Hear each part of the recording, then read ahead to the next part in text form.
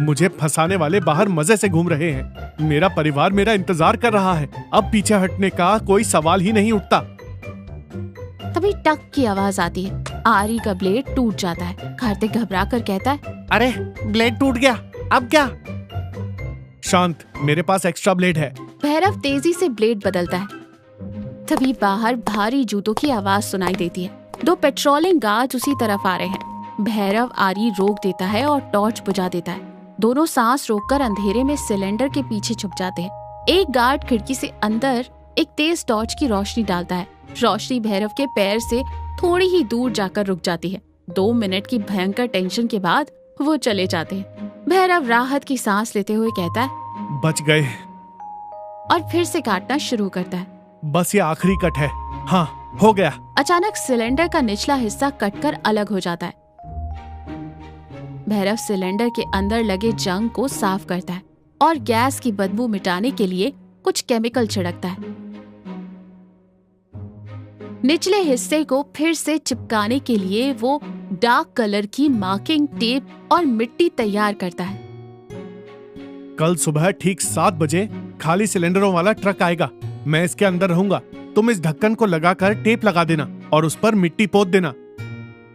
लेकिन भैरव, अंदर हवा नहीं जाएगी। बिना ऑक्सीजन के तुम घुटकर मर जाओगे। ऊपर से उस तंग जगह में तुम्हारी हड्डियां टूट जाएंगी। भैरव दृढ़ निश्चय के साथ कहता है, मैंने सिलेंडर के नीचे हवा के लिए एक छोटा सा छेद छोड़ दिया है। मेरी जान को कुछ नहीं होगा। आजादी के लिए इतना नरक तो सहना ही पड़ेगा। रसोई के पीछे का हिस्सा सारे सिलेंडर एक लाइन से रखे हुए हैं। भैरव ने अपने शरीर पर तेल लगा लिया है ताकि अंदर आसानी से खिसक कर जा सके।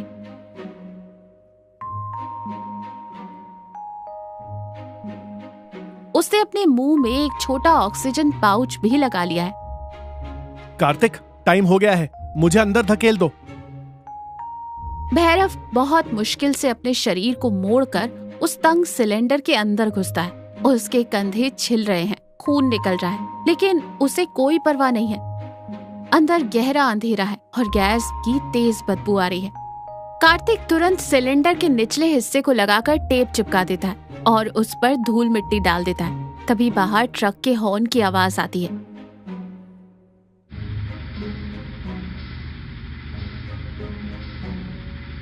दो जेल वर्कर्स आते हैं और सिलेंडरों को ट्रक में लादने लगते हैं। एक वर्कर भैरव वाले सिलेंडर को उठाने लगता है और फिर रुक जाता है। ये क्या है बे? इसमें लोहा पिघलाकर भर दिया है क्या? मुझसे नहीं उठेगा, बहुत भारी है। अंदर भैरव की धड़कनें रुक सी जाती हैं। तुरंत कार्तिक बीच में आता है और कहता है, अरे कुछ नहीं भाई, इसके नीचे का हिस्सा थोड़ा मोटा है, मैं पकड़वाता हूँ, आजा। और उसकी मदद करते हुए उसे ट्रक में रखवा देता है। गैस एजेंसी का ट्रक जेल के मेन गेट के पास रुकता है। जेलर राम सिंह आज ना जाने क्यों बहुत शक में है। उनके साथ एक स्निफर डॉग भी है। जेलर राम सिंह सख्ती से कहते हैं, तुम्हें पता है ना कौशल, मेरी नजरों से बचकर इस जेल की दीवारों से एक चींटी भी बाहर नहीं जा सकती। मुझे खबर मिली है कि आजकल जेल से ड्रग्स बाहर सप्लाई हो रहे हैं। हर एक चीज को अच्छे से चेक करो। 2 गार्ड्स ट्रक पर चढ़ते हैं और एक एक सिलेंडर को हिला कर देखते हैं। कुत्ता ट्रक के चारों ओर सूंघते हुए आता है। वो ठीक भैरव वाले सिलेंडर के पास आकर रुक जाता है और बार बार भौंकने लगता है। अंदर भैरव ने ऑक्सीजन पाउच को कसकर पकड़ रखा है और पसीने से वो भीग चुका है।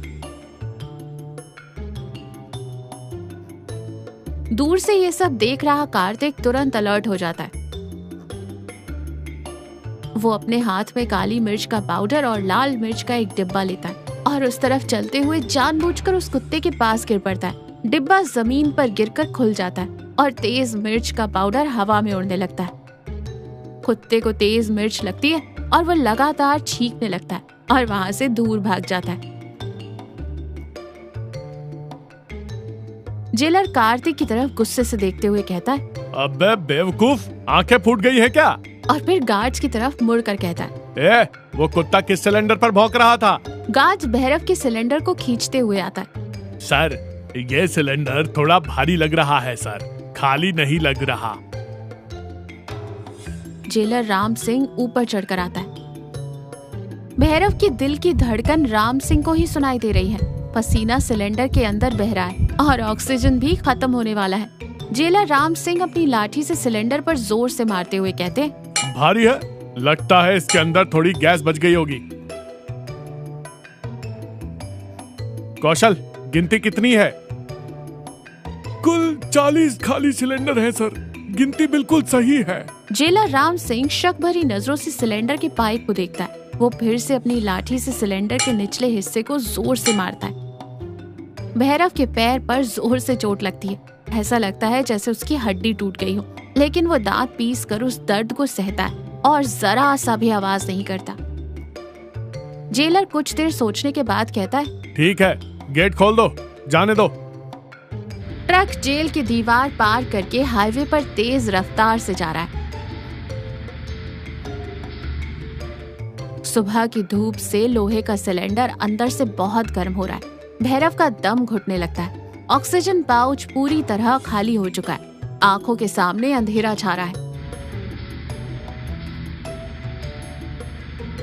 वो जल्दी से बाहर निकलने के लिए अपने हाथ में लिए छोटे चाकू से टेप को काटना शुरू करता है। तभी अचानक जोर से ब्रेक लगने की आवाज आती है। ट्रक हाईवे पर एक चाय की टपरी के पास रुकता है। ड्राइवर कौशल चाय पीने के लिए नीचे उतरता है। अंदर भैरव को डर सताने लगता है। वो सोचता है, अगर ये यहाँ रुका रहा तो मैं घुटकर मर जाऊंगा। वो नीचे से ढक्कन को धक्का देने की कोशिश करता है, लेकिन तभी चाय की टपरी के पास खड़ा एक पुलिस कांस्टेबल आकर ट्रक से टेक लगाकर खड़ा हो जाता है। उसका हाथ ठीक भैरव वाले सिलेंडर पर ही टिका था। कांस्टेबल कौशल से कहता है, क्यों कौशल भाई, जेल की ड्यूटी खत्म? आज राम सिंह सर का मूड कैसा था? अंदर भैरव जोर से सांस भी नहीं ले पा रहा था। कांस्टेबल के हाथ का वजन सिलेंडर पर महसूस हो रहा है। करीब 5 मिनट के इस नर्क के बाद कांस्टेबल वहां से चला जाता है। ड्राइवर वापस ट्रक स्टार्ट करता है। ट्रक फिर से हाईवे पर तेज रफ्तार से दौड़ रहा है। भैरव में अब बिल्कुल हिम्मत नहीं बची है। वो बेहोशी की हालत में ही पहुंचने वाला है। उसकी उंगलियां कांप रही हैं।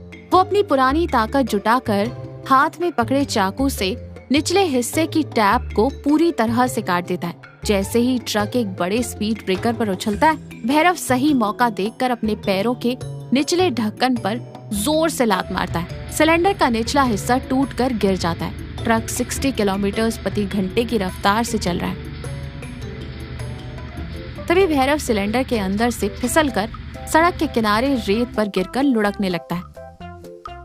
रेत और पत्थरों की वजह से उसका पूरा शरीर छिल जाता है। ट्रक आगे निकल जाता है।